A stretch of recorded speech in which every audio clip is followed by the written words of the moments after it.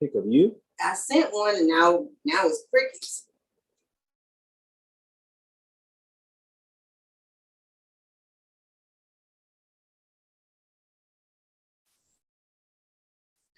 Welcome to Lab Results. We are live Wednesday, December 15th. So excited to have you guys here with us tonight. We're going to have a great conversation on our subject matter that we talked about on Monday, which was coalescing for our communities. How do we get together as organizations to do the good work for our communities? So it was a lively conversation. We'll get into that in a minute. Before we do that, just a little bit background on Black Man Lab. Black Man Lab started roughly about a little over 4 years ago.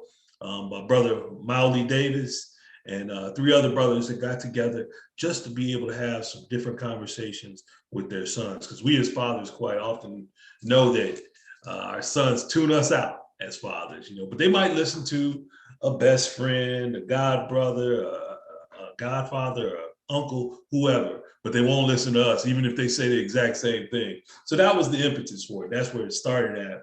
And then what happened was those young brothers started bringing their friends into the space. So that grew to us having over 250 Black men together every week at the Andrew Walter Young YMCA. And each week we talk about different subject matters, something professional related, and then something self-development related. And so we've been back live now at the Andrew Walter Young YMCA. Because for a while we were just in this space, just doing this in the virtual space, but now we're back in person. And we wanted to keep this virtual space as well. So hence we have lab results. And what we do with lab results is we just bring on one guest and then have a deep conversation with that person about what got them to where they are today as it relates to the topic matter that we talked about on Monday. So before we do anything, what we always do is we make sure that we are bringing our ancestors into this space. We want to make sure that those that came before us are recognized, but not only that, but their spirit is in the work that we do. We want to make sure that they are looking over us in a way that they are saying, I'm proud of what these brothers are doing. So we always bring them into the space. We do what's called a libation normally, where we would call on it different ancestors' names. Here for lab results, we just every week pick a different ancestor we want to call on. So I'm gonna bring my guest on before I actually introduce him, just to call on his ancestor he would like to call as well. And what we do is we just put our fist up in the air, we count to three, and we call a name. So if you could with me, Jeremy, on three, 1, 2, 3, Sylvester Williams, Ashe. So though we always want to make sure that we are recognizing those that came before us, because we know we would not be here, we could not do the work that we do if we did not have those shoulders to stand on.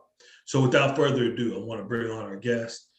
He's been a friend of the lab. He's been in the lab different times and sharing his energy. And from the first day that I met this brother, I just loved his energy and I love what he brings to the table and the work that he's doing in the community. So I wanted to bring him on tonight because he was there on Monday and he got to observe. We had a great conversation that was really energetic and one that clearly we're going to need to continue. So without further ado, my brother, Jeremy Crane. Jeremy, how you doing, bro? Hey, I'm blessed by the best, Marty. I really appreciate you even bringing me on. Oh, man, glad to have you, man. Glad to have you. So, Jeremy, first, what I always do is I get into where people started at. I want to know where you started at. I want to know, your family background, where you grew up, where were you born? How about that? Well, thank you for asking. Well, first of all, born and raised Atlanta, Georgia, College Park, Georgia, where I was raised. College Park. College Park, shout out to on 3. You know what I'm talking about? Love it. Yeah, south side of Atlanta, some people know as the SWATs. Some people say College Park, and I have to correct them. College Park is in Maryland. College Park, though, shout it. You know what I'm talking about? Right, yeah. right. That's my side of town, and I'm very proud of, South Fulton, actually, is now we're South Fulton. Yeah. So, yeah, Welcome All Road, Camp Creek, Roosevelt Highway, that's that side of town. That's my stomping ground. Got you. And so you're born there, your brothers and sisters and family? Yeah, I'm the youngest of three boys. Okay. My parents are Benny and Becky Crane. Both of my parents, they put a lot of blood, sweat, and tears into the community. My mom, she spent a lot of time in the church. My dad spent a lot of time in politics. So I feel as their son, I have a responsibility to finish the work that they started. Not that they have stopped, but I am, just the next generation as far as what that looks like is, in order to advance this movement to where we're trying to get as people. So with that being said, I'm an educator. I'm a child of God. I'm a father. Like I said, I'm the youngest of three boys. So I'm a brother. I'm a son to two of the greatest parents in the world. I have a very large family who I'm very proud of. We're not perfect, but they give me the perfect context to refer to when I need a reference point as far as what I'm supposed to do. Sure. Okay, what's my job? So Mm. I kind of pick up where my parents left off. My dad was an activist. He was marching out there when during the civil rights movement, he was out there. And I didn't even know that until after I got active, and they were like, "Yeah, boy, you just like your dad." And I'm like, "What? My daddy? What?" Isn't it funny how that works, right? It's funny how it works. So I feel like it's really in my DNA when it comes to the fight for the people and the fight against the forces of this world. And I learn a lot every single day when I'm able to see much of what my parents taught me when I was young. I couldn't see it then. Like they say, you can't see the forest through the trees. But now that I'm old enough to see that all of my parents were teaching me, it's like right before my eyes. So it manifests, right? with opportunities like the Black Man Lab, I think I would be remiss if I wasn't a part of that movement with you and Mildly doing what you guys are doing. I think it's incredible what you guys are doing, and it's such a pleasure. It's such an honor to be on board with you guys doing what we're doing here in our own community. Yeah, well, I appreciate that, but what Molly and I are real clear about is this work isn't about us. It's about our children's children, right? It's about making sure, doing whatever we can at this point of our lives to throw ourselves into trying to make sure that the paradigm of what society looks like changes for them, so they don't have to deal with, you just talked about your father doing protests, with us doing protests. Wouldn't it be a beautiful day when there was no need to do protests, right? So that's what we would love to see and what we would love to get to. And man, just like everybody else, just like you alluded to, you're always learning. You're always trying to figure out, what's the next step? How do you change stuff? So that's really what Monday's conversation was about. Was what do we need to do different? And we'll get to that too. School. Where'd you go to high school, and from there, what'd you do? I'm gonna tell you one with the high school, but I think it's important that you know that before I got to the Lovett School, I was a part of the M2M program, which was known as the Minority to Majority program.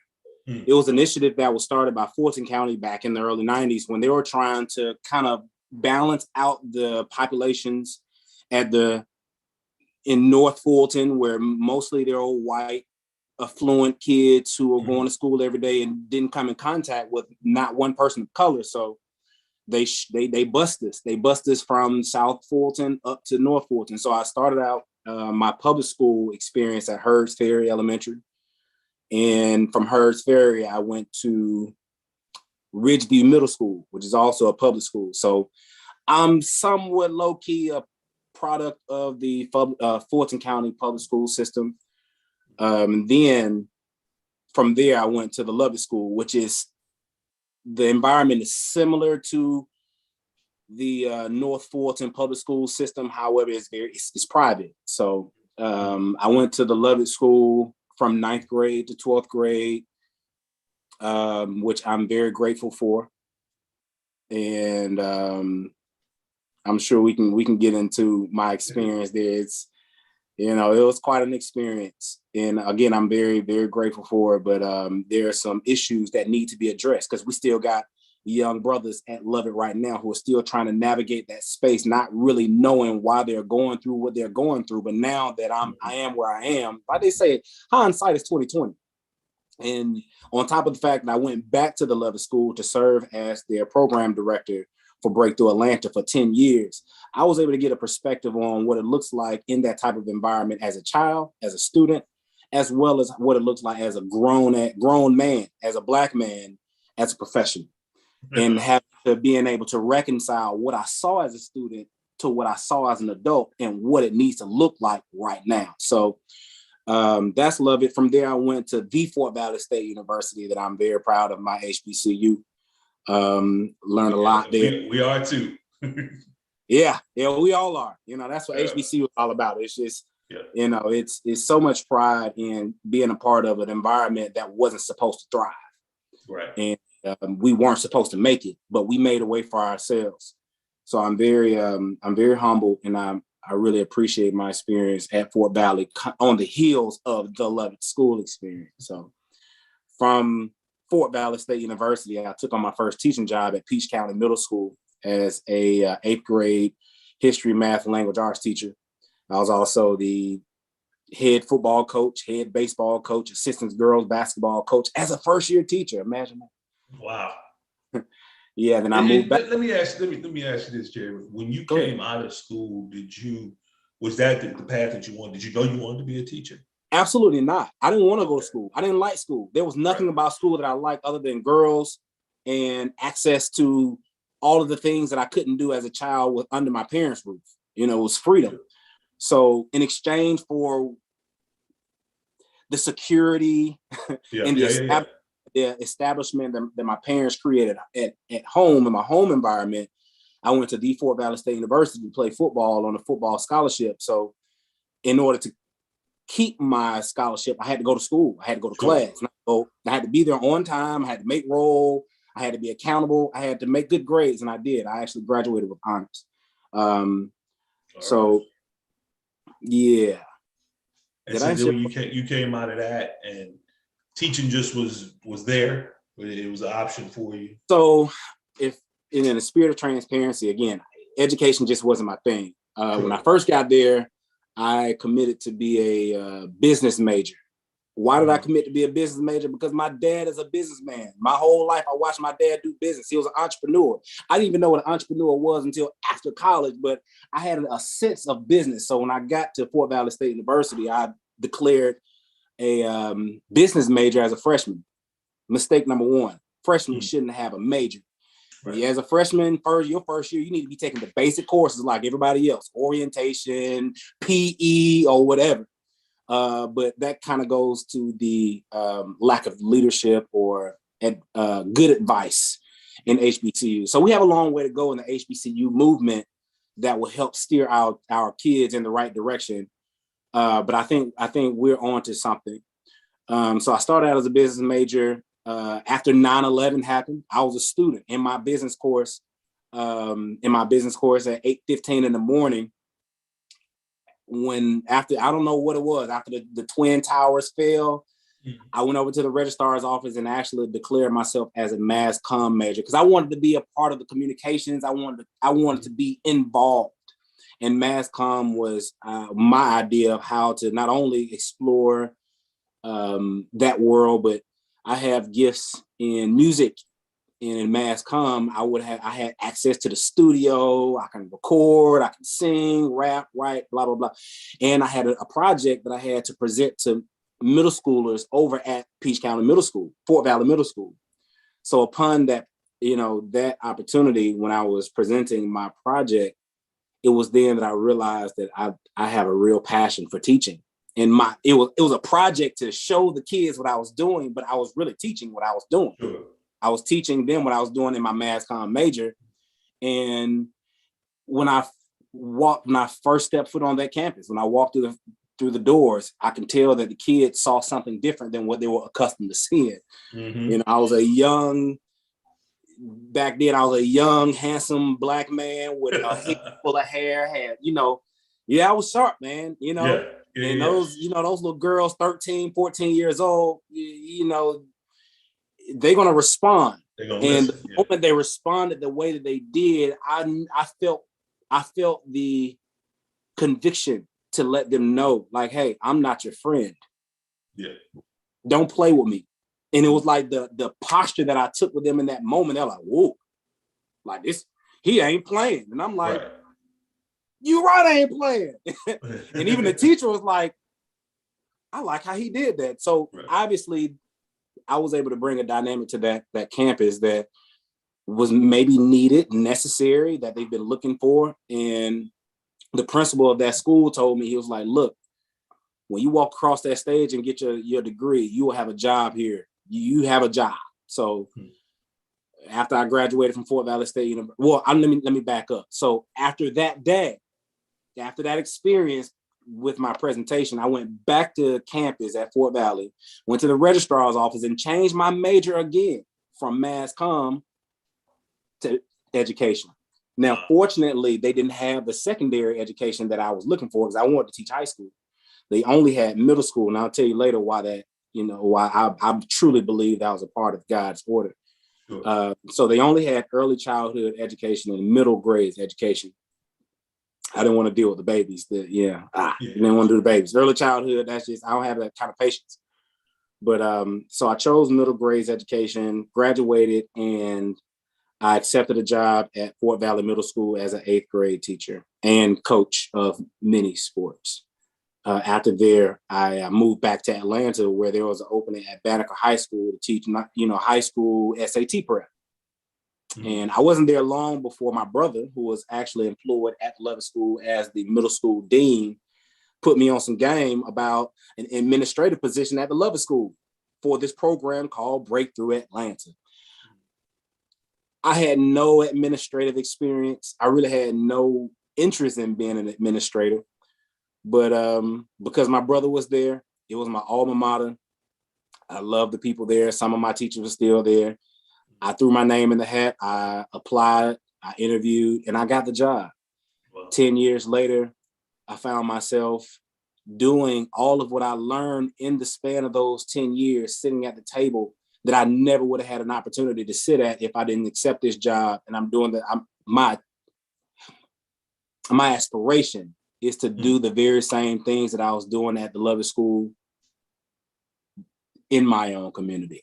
If you know what Lovett is in, it's in the Buckhead community. Sure. So no matter how impactful and significant the work we did at Lovett was, it was at Lovett. It was in Buckhead. Yeah. So to take that magic and bring it back down to College Park, shout, you know what I'm talking about? I just feel like our kids deserve that same level of education and access and equity in resources and opportunities. Absolutely. You see what our kids do. You give our kids one chance and boom, we knock it out the park with no real training, no formal training. That's because that's who we are. We're so gifted. We're so talented, but often, too often, we lack the access and the resources and the opportunities to really put our skills and gifts on full display where somebody can really acknowledge and recognize and invest in who we are. So that's a part of what got me back to my community, doing what I'm doing through, preaching and teaching freedom and liberation through education. Love that. Freedom and education through liberation. I like that. That's perfect, man. And that moves us to our conversation, man, from Monday. We talk about like the work that you're doing. I know the work that you're doing is great. But you're doing that, in your world, right?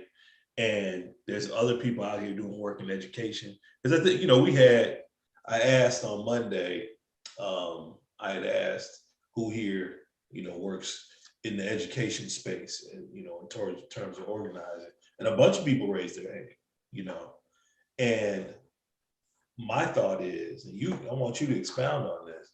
My thought is somebody like yourself that had that story that you just told of what got you here today, to doing the work that you've been doing.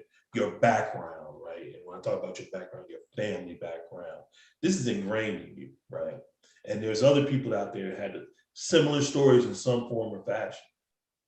And they're doing the work themselves too, but they're operating on their own. So the question is, how do we, what are your thoughts on getting folks like yourself together to really kind of brainstorm, if you will, means of access for our young folks as it relates to education?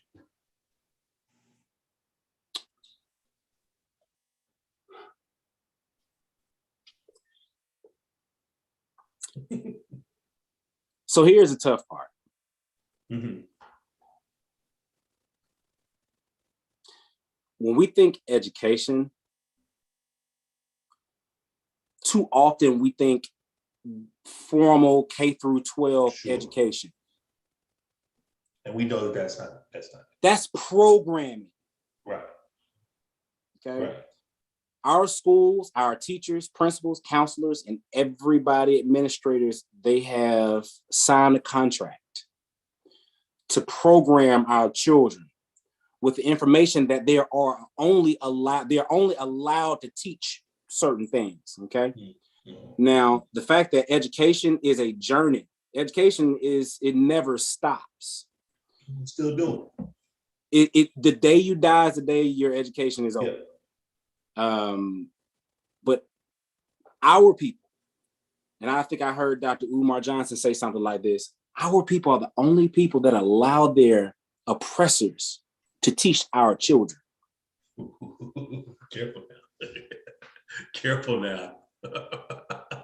I'm just saying. Hey man, one of my favorite quotes of all time is Kwame Ture stated in a speech that he had. He said, "It is the job of your oppressor to get you to think like them." And what you just said right there speaks to that, right? And so let me digress a little bit. When I say education, and I should have been clear about that, because we know, just like at the lab, right? That's every Monday, there's an education happening in the lab, right? What you do every time that you get together with your group, there's an education that's happening there. That's not within the walls of any school institution. That's within, the walls of the knowledge that you have and or the people that you bring to be involved, just like at the Black Man Lab. Yes. So, and there's other groups out there doing the same thing, that are doing that same thing, trying to operate outside of the walls of, for lack of a better term, operate outside the walls of oppression, right? Because it's really, at the end of the day, that's what it's looking like. That's right. So the question is, what can we do to connect those dots, so that education is a real education? What you're doing, what we do, what those other organizations do. What's your thoughts on that? Well, it's tough speaking from a place of such privilege, like an American citizen, because with this level of privilege, there are a lot of disparities that we don't see. Now, they could be revealed through education if we do our own homework at home, where we share with our children what's happening, and that's the duty of the mom, the dad, the grandmama, the auntie, the cousins, and the older siblings. But unfortunately, because our people who have been targeted, we've been targeted from the very beginning. The nucleus of our community is the home. It's the family structure. And they have successfully extracted the power out of our house with our men and our soldiers and our security. A part of a child's education, in order for a child to soak in information, the child must feel safe first. What does a man provide his home? He's a provider, but what does he provide? Security. Okay. Now, if our children go home to an environment where they don't feel safe, what are the odds that they're going to learn? You heard the young man speaking Monday night talking about, it's in the air. Like everybody wants to fight. And the reason why they want to fight, because that's the only way they can really prove themselves that, they can contribute to this environment of hostility. And that's what they go to school. That's what they go to school to. So if that's what the environment is, they can't go to school and learn in that environment, just like they can't go to home and learn in that environment, And unfortunately, our people have become desensitized to trauma. Trauma is trauma. If you just look kind of across the board, the common denominator in all of these problems, these issues, we try to send them to the doctor and we'll talk about ADHD, we'll talk about all these disorders, and we'll try to diagnose them with, based on symptoms. We're looking at effects. We're looking at effects, not the cause. Right. We're looking at effects, and then we'll throw drugs at them. Pharmaceuticals, the big pharma, they'll throw drugs, knowing that for every child at these institutions that they could diagnose or label with something, they get money for it. Yeah. So of course, creating this drug culture in our kids is incentivized. So at home, if we're able to teach our kids that, okay, I'm sending you to the slaughter, okay, just because I'm slick, you know what I mean? Because that's literally what we're doing. We're sending our children to the slaughter. Our people don't die because of a lack of food. Our kids don't die because of a lack of structure. Our kids don't even die because of a lack of fathers in the home. Our kids and our people die. Why? Because of a lack of knowledge. If our children just knew the history of the public school education in America, they will be able to see where they fit in or where they don't fit in. Right. So the education process has to start at home. But unfortunately, when mama worked 2 and 3 jobs and the kids come home and they are the adults, what are they going to learn? When they go home and mama is stressed out and she's yelling at everybody, cussing at everybody, or she may not come home, that's trauma. And then the child is supposed to wake up the next day and show up to school like nothing ever happened.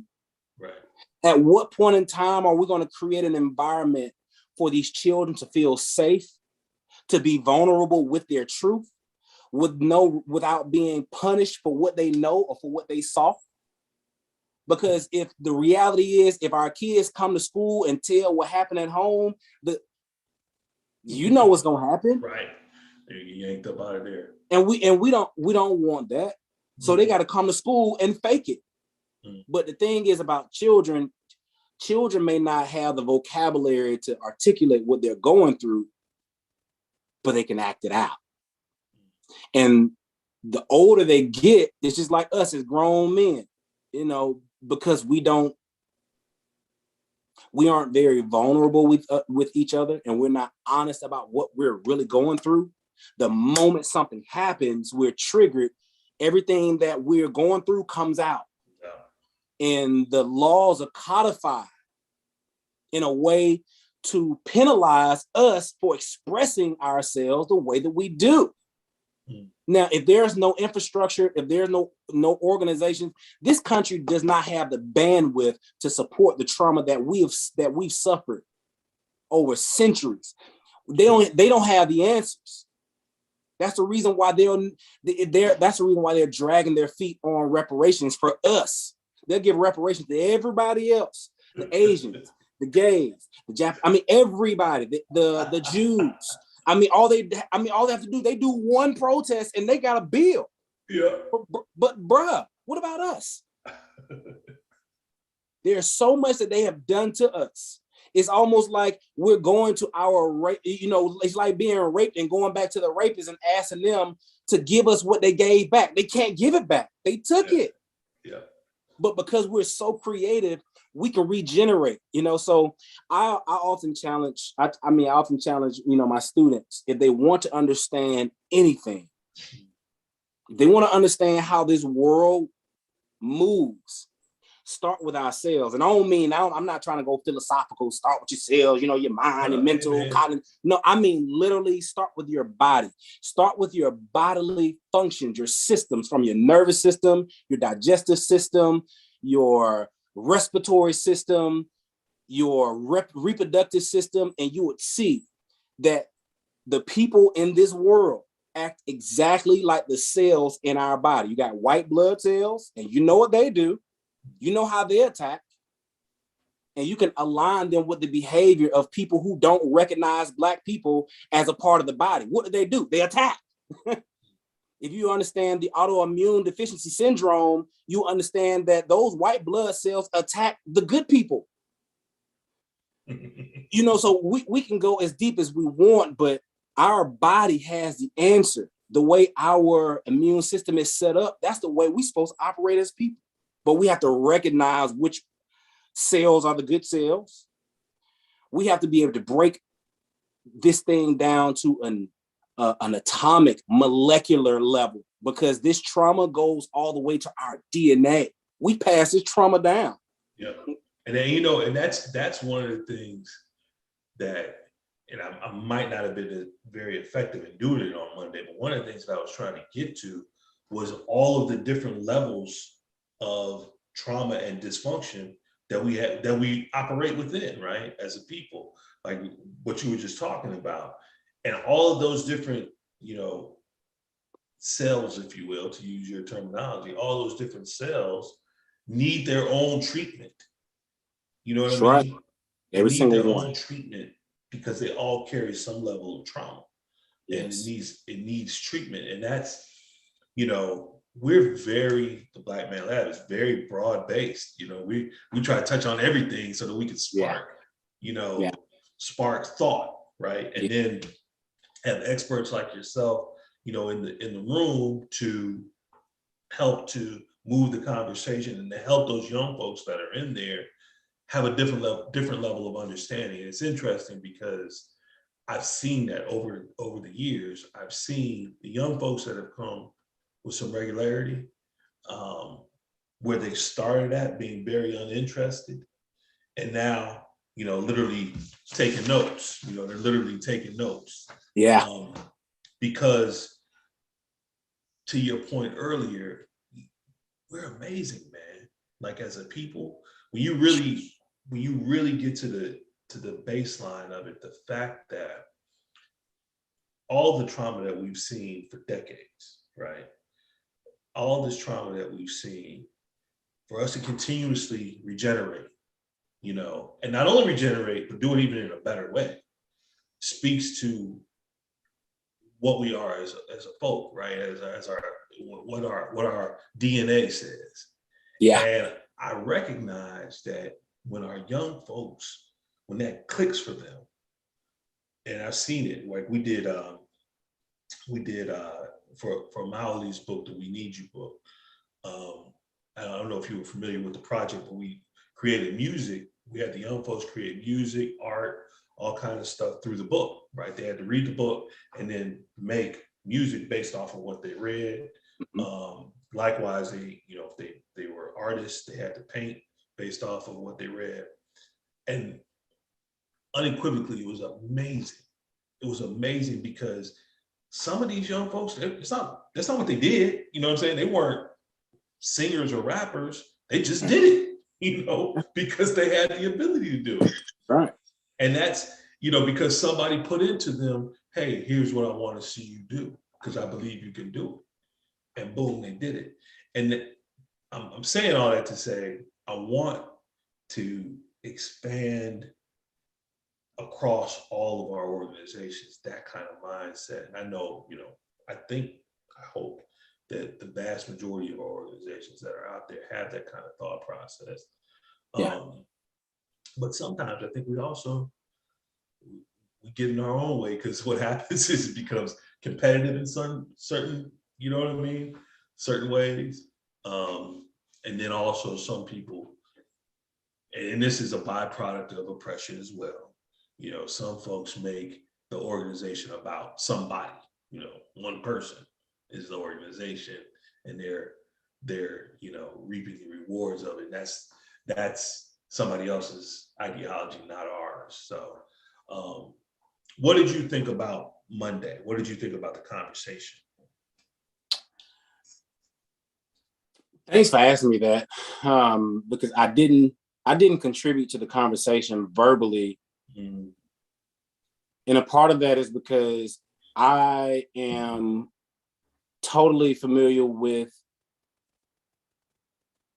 how it feels to have something to say and have an opportunity to say it in an environment that is like no other. And it sounds like this is the time to say what I've been wanting to say for the past 30 years, I feel we had some of that, right?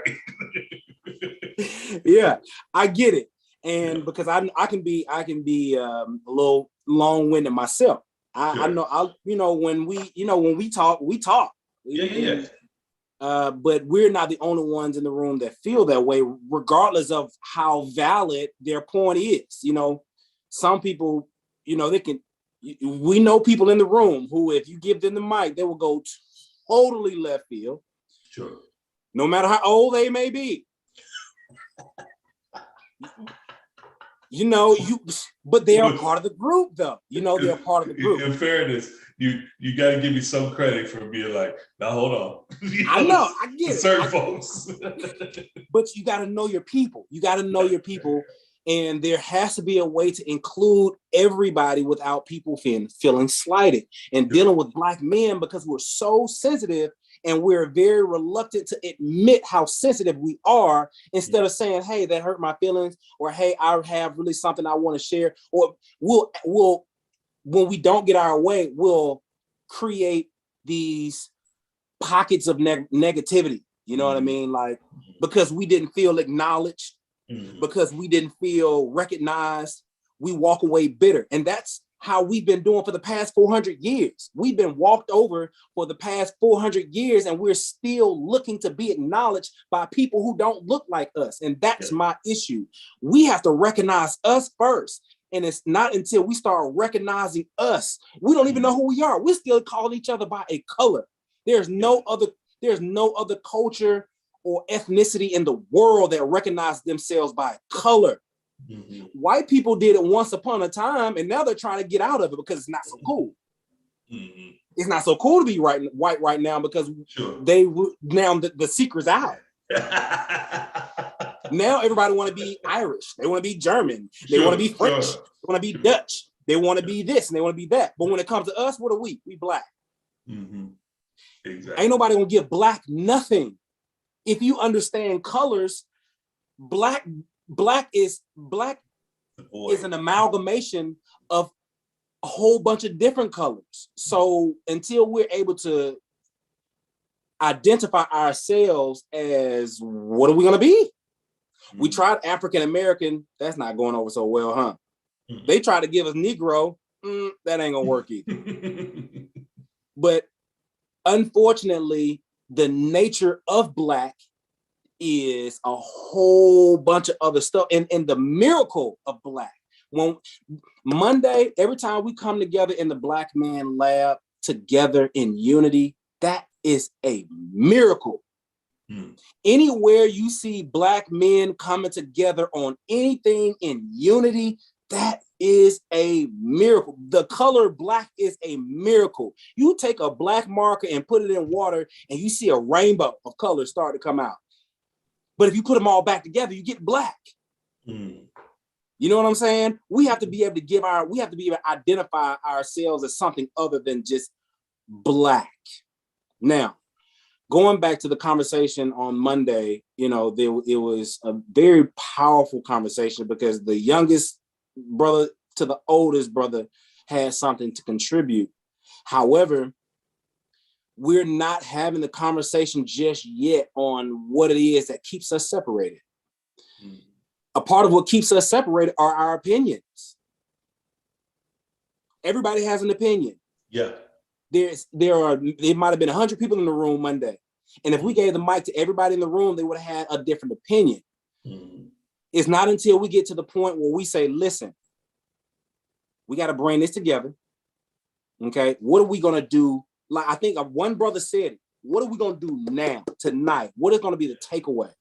Yeah, there's scripture that says that when we start talking about our faith, we have faith that we can do anything. We're Black. We can do anything. We're creative. We're innovative. We've been here from the beginning. Yeah, but the problem with that is we like to talk about the past, okay, which inflates our ego. And we like to talk about the future, which further inflates our ego. Mm-hmm. When we start talking about now, we start to lose people, because right now, somebody might be asleep, somebody's on their phone, somebody's passing notes, somebody is only thinking about the next thing they want to say. Until we can come together, and I'm not talking about being all in the same room, until we can get our mind on one idea. What's this one idea? And I know we try to, give homage to our ancestors.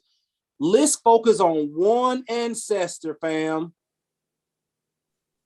Out of all the ancestors that we've named, a lot of them were martyrs, they were murdered, they were killed, and there's a lot of them. We can get a history lesson on anybody we choose who are very admirable. But there's one, my favorite one, who I know, it's written down. The man was born on earth. Matter of fact, the time that we reflect on, we say BC and AD, but we can't talk about the man himself. Our very time hinges on this man's life, but we can't teach our kids about this man in school. What sense does that make? And then when we come together in environments outside of school, we're still not talking about this man. What's the real issue here? Okay, because when we start, my dad is still alive, and because he's human, I think he might think twice if he had to die for his son, or he had to die for one of my brothers, or if he had to die for one of my cousins, or if he had to die for you or a stranger, he might think twice about it, But there's one man that I can name, only one man that I can name, who lived his entire life with a mission to lay his life down for all of us, and all of the anger, the hurt, the trauma that we feel. He felt all of it, fam. Let's figure out what he has to say about it. Let's talk about so going back to your question, what did I feel about Monday? I feel like it was a good conversation, but what would have made it a great conversation is if we would have come together. And it really only take 2 or 3 to come together, but we had a whole bunch of people in that room who could have come together under the idea of this one, either it's one thing or one person. They say, you know what are we gonna do to emulate or to act like? And let's just put his name out there. What can we do when we go back home, when we go back to school, and we go back to our community or workplace? What can I do to be more like Jesus? It wasn't like Jesus was a lion. Jesus was at a party and turned water into wine. What's up, man? He wasn't no lion. I'm going to tell you now. You missed the previous week. Our conversation was, and it was, man, super powerful. Our conversation was about spirituality, understanding your spirituality. Because reality is this, right? And I'm a Christian, a baptized Christian, but I also recognize that there are other faith bases out there. No doubt. Muslim, you name it. Yeah. All these different faith bases, and they all have some commonality. And it was really interesting because on our panel for the spirituality session, we had Brother Matt Williams, who is the president of ITC, which is the theological college, intergenerational theological college. Yeah. Yes. We have Baba Jihad, who was there Monday, who's a Muslim, and then we had Jared, who practices Ifa, African-based religion. Mm-hmm. And he's very, all three of them are deep in, their faith bases. And it was amazing that the level of commonality that they had across the three of them, they didn't miss. When I tell you they didn't miss, they did not miss. Right? They could talk about each other's religions in depth and find the commonality all the way through. Yes. Recognizing all the way through the spirituality of it. And that one of the pieces that we left with is, that's a major piece of missing. Our spirituality is what one of them said. I think it was either Matt or Jared said, my spirituality won't allow me to do certain things. I can't go in a store and steal something because I had answer to a higher, call. I can't do certain things. And I felt that when he said it, because it was like, when you think about it, like us, you think about, well, what makes us the men that we are? Not to say that we're perfect, but what makes us the men that we are? Yes, our families want to do well for our families. We want to do right by our parents and all that. But there's plenty of people that have had, come from good families and done wrong. Right. And the reality of it is that deep spirituality that we all carry that is answering to a higher power, right? And that's what keeps you from, it's when you have a choice of going this way or that way, it's the thing that just makes you stay, on the right road. And I think that our young folks are challenged with that. They're challenged with that. Whatever, again, we're Christians. So, that's what we did. That's what we. I'm not Christian. Okay.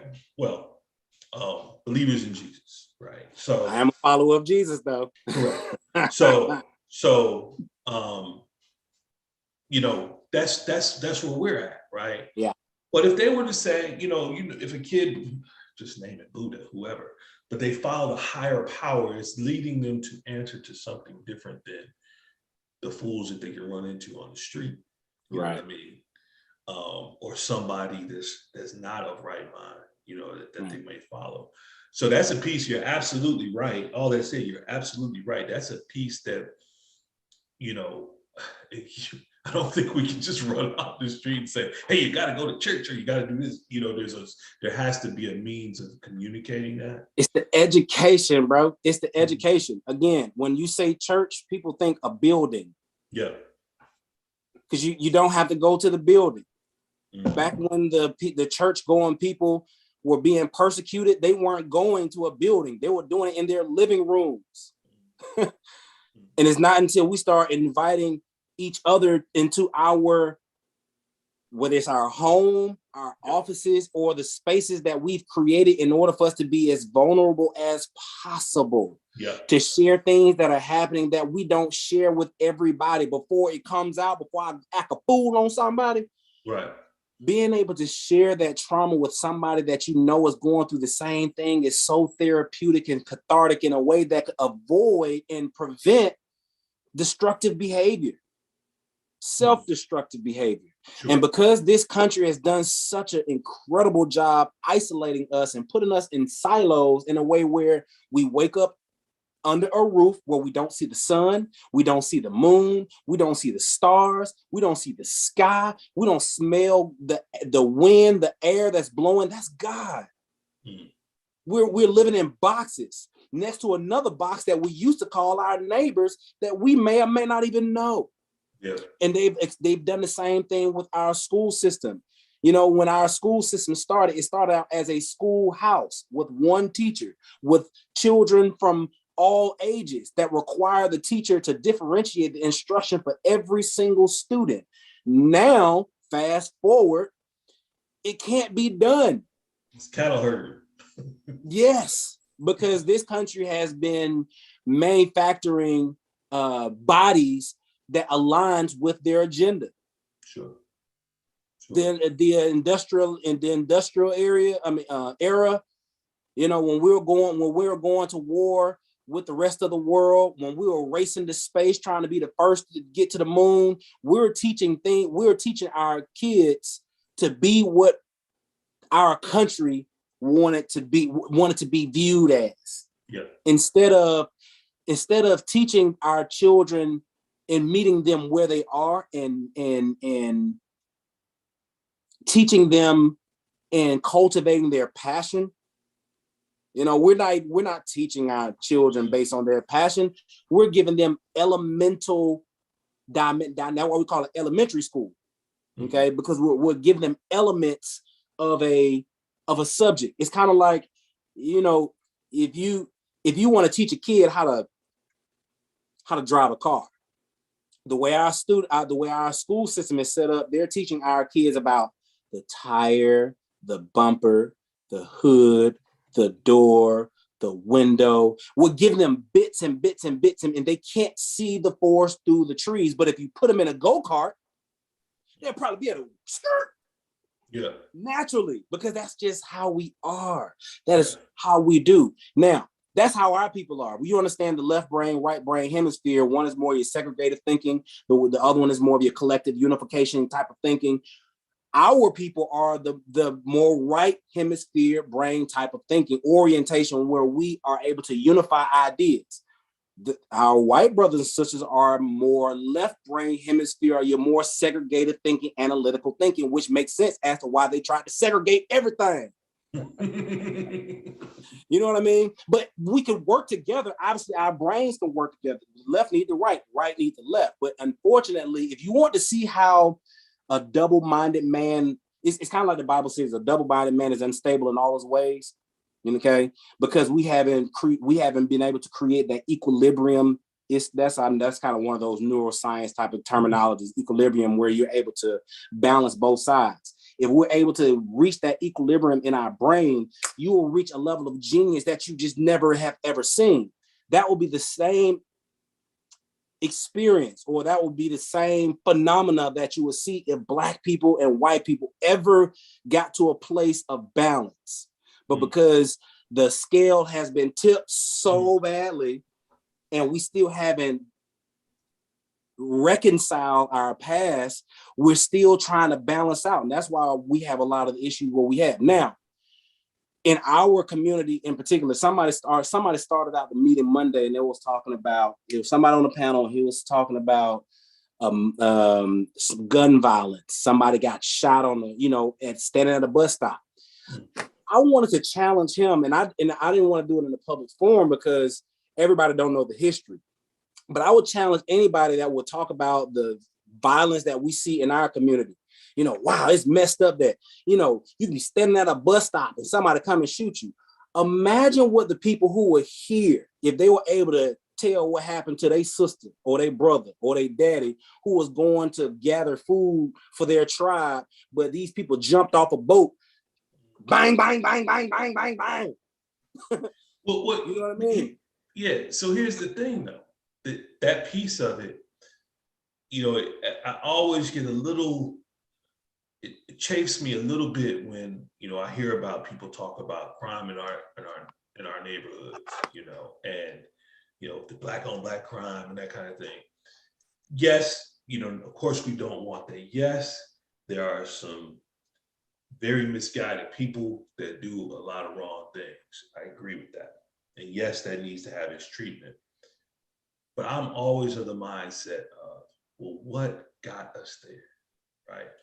And there's a variety of things that do that, right? Number one, as you talked about before, the history of oppression has a lot of designs on disrupting our communities, right? There's a reason that manifests.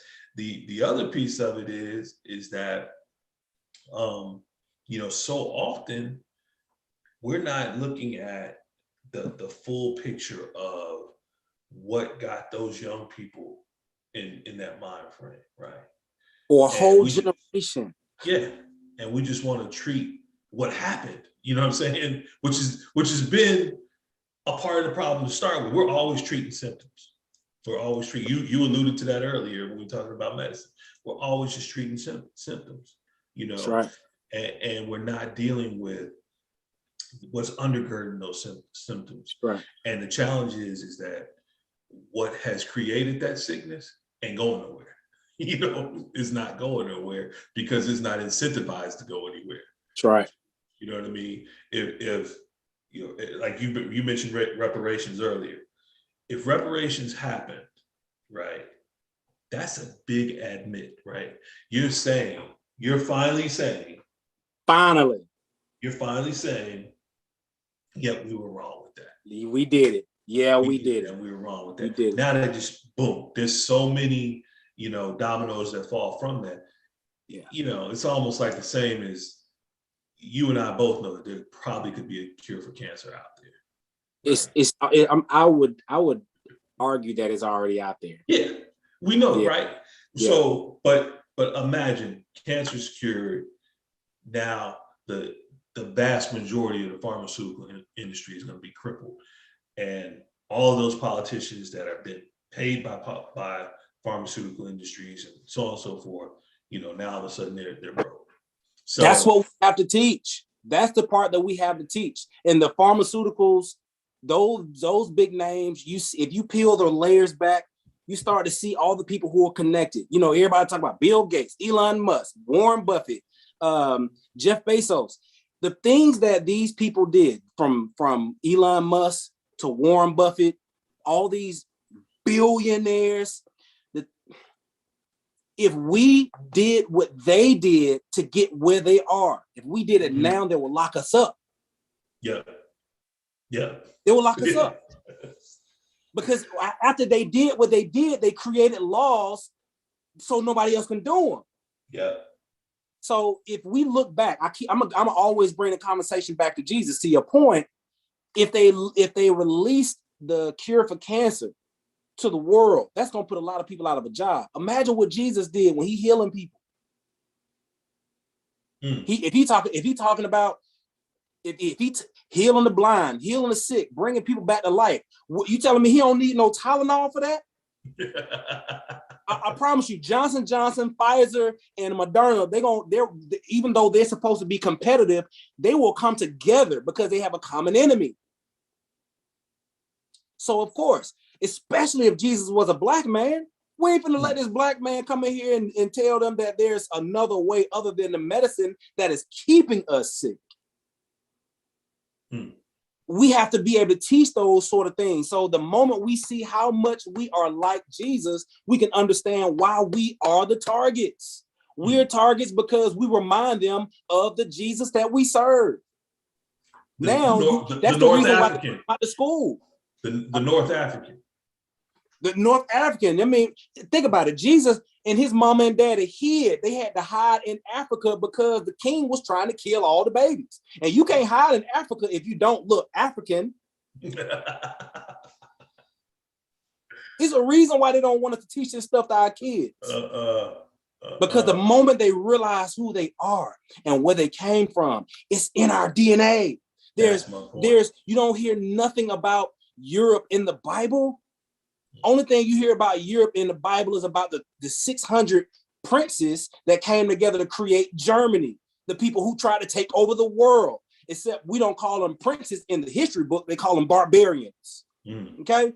If our kids knew that kind of stuff, man. And could connect the dots to the dots to when you talk about barbarians and their actions and how they what they did and what they do. And how they still exist today. You think about this. We first of all, Jerry, we are up against clock. We can talk about this. We go on for forever. But real quick, think about this. Every indigenous people throughout the world has been invaded. Right? By who? Exactly. We ain't got to say what we know. So think about that. Man, look, we could go on, brother, but we are at 7:30, man. We're up against it, man. I always, end this every week where I want to make sure that we talk about some of the other pieces that got the person that I'm talking to where they're at. So we talk about habits, rituals, and disciplines. The things and trauma. Trauma. Remember trauma. Well, I'm talking about the things that you do on a daily basis to help you move through the trauma, right? Your habits, your rituals, and your disciplines, right? The things you do when you get up in the morning, there's certain things that all of us do, to help us move through the day, to help you be successful. And we put that out there because we want our young folks to start doing that, to create habits, rituals, and disciplines, right? Because we know that those are the things that'll help them to build themselves as who they are, and hopefully internally as well. So I'm going to ask you, what are your habits, rituals, and disciplines? My habits, rituals, and disciplines starts first thing in the morning. I mean, before the sun comes up, I think it's important to align myself with the God that I serve. I get up, I'll pick a scripture. I keep my Bible. Here's my Bible right here. I keep my Bible close by, and I will dig into what the prophets said during their time, and I will truly try to focus on what was going on and try to contextualize what the prophets were saying. If it wasn't the prophets, I'm digging into what Jesus said and really try to appreciate who he was talking to, because a lot of the people Jesus was talking to were the Pharisees, the Sadducees, the Jews, his people. And his own people were the ones always trying to trip him up. So I tried to get into his word, really focus on it, and go from there and go into my prayer closet and give God at least a half an hour before the sun comes up, and go ahead and really thank him in advance. I thank him for all of, I'm always thanking for, the past victories and the lessons and the losses. Thank him for waking me up in the morning. But I visualize my day and the people who I'm going to come in contact with. I think about the devils that I'm going to have to face, the words that Jesus used. I want to use those same words, because Jesus, I don't remember Jesus nothing until he booked. You know what I mean? Hey man, I got some hands, bro. Like, you pull up on me, want to, bro, I'll beat your. But that's not love. That's not God. I want to be more God-like. So I really focus on his word. I spend time praying in the morning. And as my day unfolds, I'm not always gonna do it perfectly, but I try to hold myself accountable when I fall short. When I fall short, everybody falls short. Everybody. Sure. And surround myself with people who are going to not only hold me accountable, but allow me to hold them accountable too. Just like the Black Man Lab. I love that you call it the Black Man Lab, because it's like a laboratory with kinetic and potential energy, and you never know the dynamics in the room, and the potential energy could be explosive constructively as well as destructively. So I'll try to be intentional in the chemistry, who I connect with, my brothers and the sisters out there, and listen in the conversation for an opportunity to interject what I read that morning. I can't wait to man, I was just reading about that this morning. I have a moment like that like every day, because I'm always reading something. Sure. So that's kind of my ritual, and that's what keeps me grounded, and tapping in with, like the Black Man Lab, you and Mowley, and the brothers on Saturday I connect with over at the Black House with Jay Morrison and Big Brothers Anonymous, but always seeking organizations that align with what we're trying to do. We're trying to build. We're trying to build. So that's an everyday thing for me for the rest of my life. Right, and that's a that morning spiritual piece, I think, sets your intention for the rest of the day. I'm big on that too. First, just to have a quiet moment, right? Yes. Where I'm trying to release any negative thoughts, let that go, do some deep breathing, let that go. But then also get in touch with my creator. And more than anything, just what you said is exactly it. I'm thankful for what I know is coming. Yes. And that's where I start, thank you for all you did, and I'm thankful for, what I know is coming, Yes. And when you live with, I think when you get to a point where you're living with that kind of a outlook and purpose, it gives that nuck to your buck thing goes away. You know what I mean? No, it doesn't.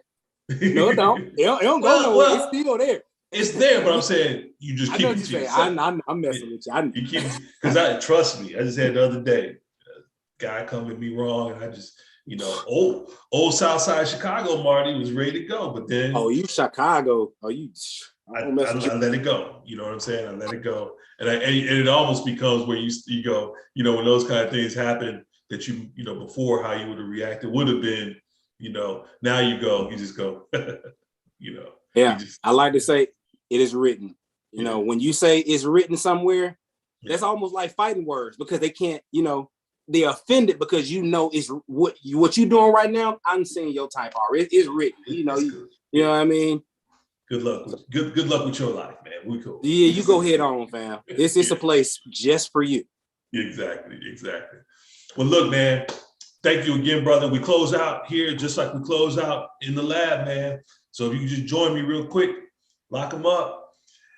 And repeat. I'm a link in this chain. I am a link in this chain. I'm a link in this chain. And it won't break here. And it won't break here, fam. I'm a link in this chain. I'm a link in this chain. And it won't break here. And it won't break here. I am a link. We are links in this chain. We are a link in this chain. And we won't break here. And we won't break here. Ashe. Amen. My brother. I appreciate you, Jeremy, man. And hopefully I'll see you next week in the lab, sir. man. I'll be there. Love having you in the space, brother. So man, thanks for all that you do, man. Man, same, bro. We'll keep love pushing. you, man. Yes, sir. We'll keep pushing. All right, bro. Mark Lawson, thank you, brother, for all you do. Oh, yeah, Mark. Man. I see you out there, bro.